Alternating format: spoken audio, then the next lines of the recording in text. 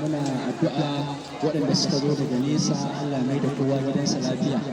Waɗannan yara kuma da suke karatun alƙur'ani Allah ya sa su yi na tsoron Allah. Allah kuma ya amfani su da abin da suka karanta da baki ɗaya. Kamar yadda mai gabatarwa ya gabatar da ni a matsayin shugaban makarantun Islamiyyu, ba ni ne shugaban ba, shugaban cikin ikon Allah yau da safe ya tashi da zazzabi, amma ni ne sakataren shi a wannan gunduma tamu na makarantun Islamiyyu na WhatsApp. To shi yasa ya wakilta ni yanzu a madadinsa yanzu gabatar da uzurinsa sannan in yi ma waɗannan makaranta fatan alkhairi da ɗaliban da baki ɗaya. Bayan haka kuma abu biyu ne gaba da ni bayan wakilcin shugaban makarantun Islamiyyu na WhatsApp, sannan kuma akwai wannan Honorable Rayyan Usaini.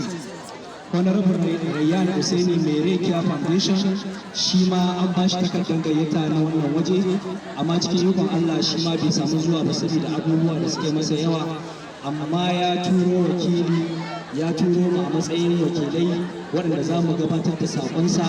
Da farko ya ce a yi malaman makaranta godiya, sannan kuma waɗannan yara da suka karanta alƙur'ani Allah ya sa albarka a abin da suka karanta.